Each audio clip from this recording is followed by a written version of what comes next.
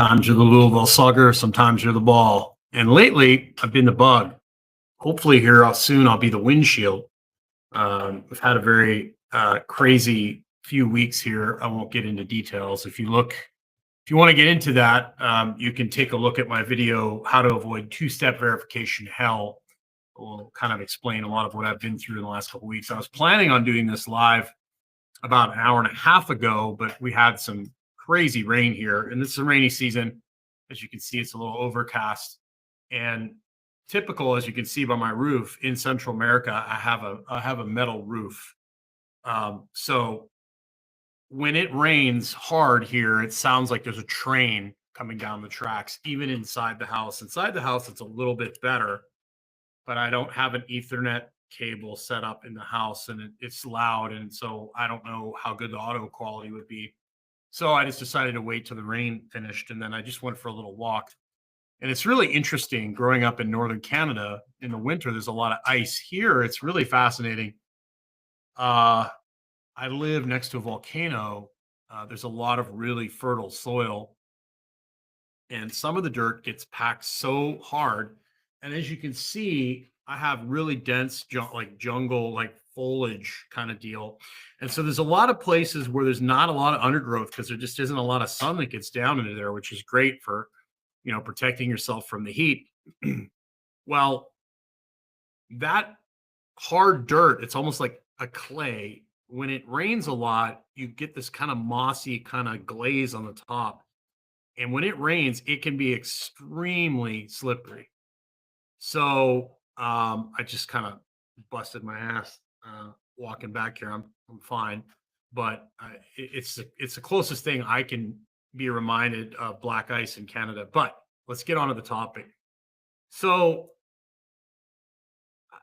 I tend to track these hard charging clients, and a lot of times they'll come to me and we'll do like they're in a bad place, they're not getting the results they want fitness wise, or they're burned out completely, they have a bunch of nagging injuries, and then I start making recommendations for them. And a lot of times they're doing like tough mutters, or they're doing like spinning classes or high intensity classes. And I'll suggest something like, hey, like why don't we go for a walk like a couple times a day for 10 minutes? Let's do some, let's do some binaural beats, or let's do some calm relaxation. And you would think I was asking them to like, sell one of their children, or like blow up their house. Um, a lot of people will much have a much easier time doing more intensity or a harder program than they will relaxing, shutting off, or working in, or doing like a Tai Chi, or doing something like that. I think a lot of it is people have just bought into this kind of notion that hard work equals results. And that is true. But there are some things that need to happen, like sleep and getting outside and relaxing, in order for results to happen, because training, life is stress. And in order to recover and adapt to that stress, you have to do the opposite. You have to push, you have to relax. And a lot of people fall into this like dopamine hit, like simple activities like relaxation, walking, those don't provide that euphoric feeling. And it doesn't provide that social kind of, people see you training hard, people see you running a half marathon, people see you running a marathon, and they're like patting you on the back. People see you sitting on a park bench breathing through your nose. They kind of like they don't even, one, they probably don't even notice. And two, if you are doing like, some sort of meditation or something, people almost look at you like you're crazy, or lazy, something along those lines. So a lot of people are addicted to the stress response. They're addicted to that like high dopamine type thing, because they're scrolling on their phone, they're constantly being stimulated. So when you ask them to sit down and be present, they really don't, they have a hard time with it, because they're not getting that reward that comes with pushing, right? And that cortisol feeling.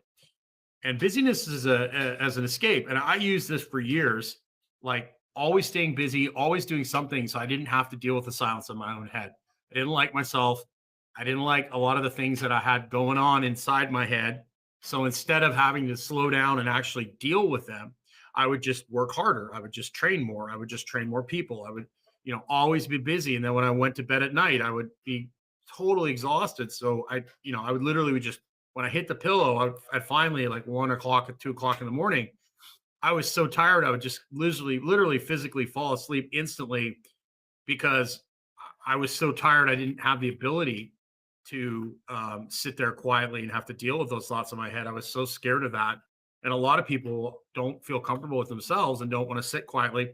I remember, when I was working and training people at LIC, I was working, a lot of a night shift bouncing at clubs. I was training, 6, 8 hours a day, training in person, plus working at a high school, training a basketball team there. I used to literally have a 15-minute break or a client would miss a session. I would go into the aerobics room, lay down flat on the floor, and pass out completely unconscious. I'd be snoring. People could say they could hear me snoring outside of the aerobics room. People would come in there and shake me and couldn't wake me up. That's how exhausted I was, but I continued to keep pushing because I didn't want to deal with my own reality in my head. So a lot of times the too busy part is because we don't want to slow down and actually deal with what the body's trying to teach us. The body will often give us clues like, through symptoms and being tired, not having energy. The body's like, hey, you need to slow down, you need to take better care of yourself.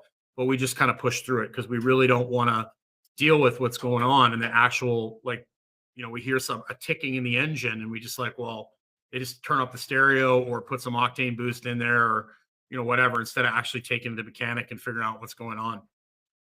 And a lot of it is external validation, like I said before, because people aren't going to pat you on the back for going to a meditation class or doing a non-sleep deep rest. That's more private. A lot of people want to have that, other people saying, wow, you're amazing, right?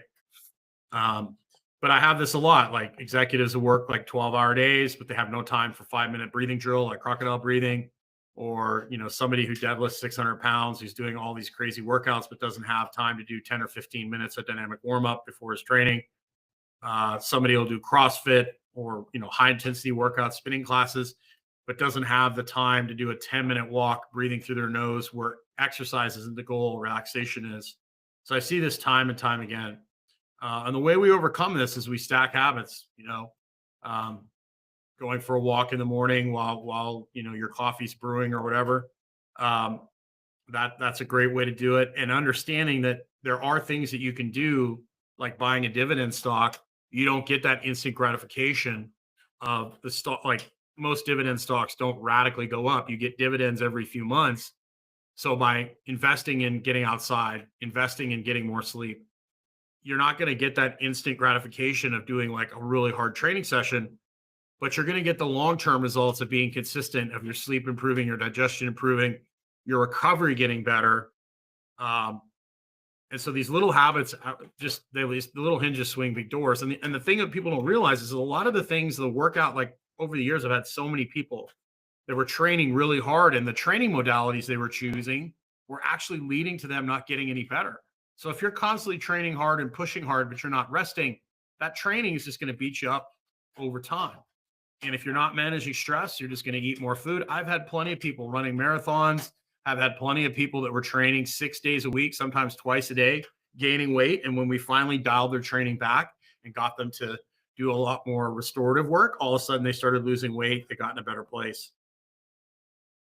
So my challenge to you is, like, instead of trying to do more difficult things, just start trying to work in more. Like if you're pushing all the time, if you're working a lot of hours, you're not happy with the results that you're getting, start thinking about, am I getting enough sleep? Am I getting outside? Is my circadian rhythm in order?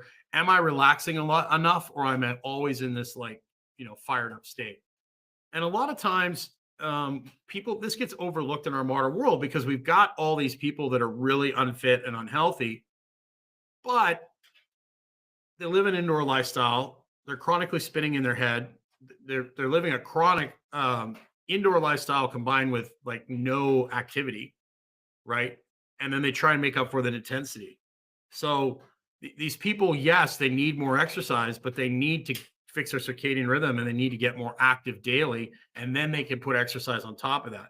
People will try and put exercise and intensity on a foundation of like broken circadian rhythm and zero manual labor, zero work capacity. And it might work for a little while, but it generally doesn't work over the long haul. So my general thought on this, and kind of to recap, I know I kind of went all over the place, but are you the type of person that's trying to do more And like it has to be it has to be more effort has to be the answer. I'm trying to chop a tree down with a baseball bat. Like maybe you don't need to try harder. Maybe you just need to go get an axe. You need to get the right tool, right? Is your training? Are you losing body fat? Are you not? You're not losing body fat like you want to, or you've got pain, or you don't feel great?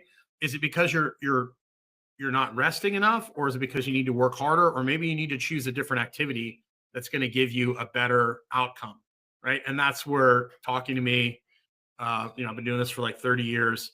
I'm really good at like kind of interviewing you and problem solving and figuring out, okay, is it because you're doing a certain type of activity that's giving you a certain result? Or, is the diet you're on working for you? Are you getting outside? Kind of working through all this and chatting and having problem solving, troubleshooting, um, and figuring out the best way to get you the result and the outcome that you like. And then experimenting from there, trying new things. You can come into the Vitality Brotherhood, Vitality Sisterhood, join those groups. You can ask questions. I have a men's call tonight at 6 p.m., I believe. There's a women's call on Monday at 6 p.m. They're every other week. And so I'd love to have you ask questions. I also do men's and women's coaching. If you'd like to talk to me, and if you're struggling with some things, I'd be happy to help you. So thanks for tuning in today. Thank you for your patience, and I will see you again soon. Make sure you get outside. Once again, I'll go over the 5 fundamental habits. I think this is essential for everyone, no matter what you have going on. This is the foundation of health, as far as I'm concerned, from what I've experienced myself and with working with hundreds of people over the last 30 years, and also spending the last 3 years coaching people in a medical practice. Walk outside 3 times a day, 10 minutes after each meal, helps with digestion, helps calm you down, fixes your circadian rhythm, which will help you sleep better, which helps you make better choices. Just overall, awesome. 10 minutes, 3 times a day. If you can't walk, do some sort of activity, at least get outside for 10 minutes, a couple times a day, get the light in your eyes, fix your circadian rhythm. I have one lady that actually bought a folding chair, and she could walk for a minute, and she would put the chair down and rest, and then she would walk for another minute, and then she'd turn around and come back. And now she's built up to being able to walk for 10 minutes 3 times a day. And there's all sorts of floor exercises we can do. If you come into the Vitality Brotherhood, Vitality Sisterhood, there's all sorts of stuff I have in there about how to improve your gait cycle, how to get yourself moving again if you're in a bad place. Eat a protein at every meal. This helps you maintain muscle mass, build muscle mass. It also helps with satiety. Drink high quality water, preferably spring water. Also helps with satiety. Also helps give you all the minerals and electrolytes that you need. A lot of people just aren't drinking enough water. Just seeing that time and time again. Get the lights off at night. Most people these days are scrolling on their phone all day. And they get, scrolling on the phone all day, and then they scroll on it at night, and it affects their sleep. And your sleep's messed up. You don't make good choices. You turn to a human vacuum cleaner, just on and on and on. And then social connection. You got to have good personal interaction. I've learned the hard way in Nicaragua.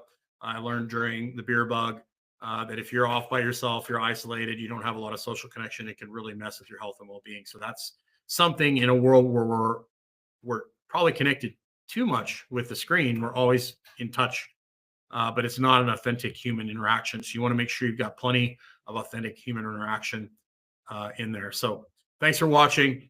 Let me know if you kind of fall into this trap in the comments. Are you constantly trying to do more things? Are you pushing harder? Do you find it difficult to do these little basic habits, the low-hanging fruit? A lot of people, including myself, have struggled with these simple little things in order to get better. But, those are the things that move the needle over the long period of time. The best athletes are constantly working on the fundamentals. They have coaches to make sure they don't neglect the fundamentals. Make sure you're working on your fundamentals of your health and wellness. Have yourself a great day. We'll see you again soon.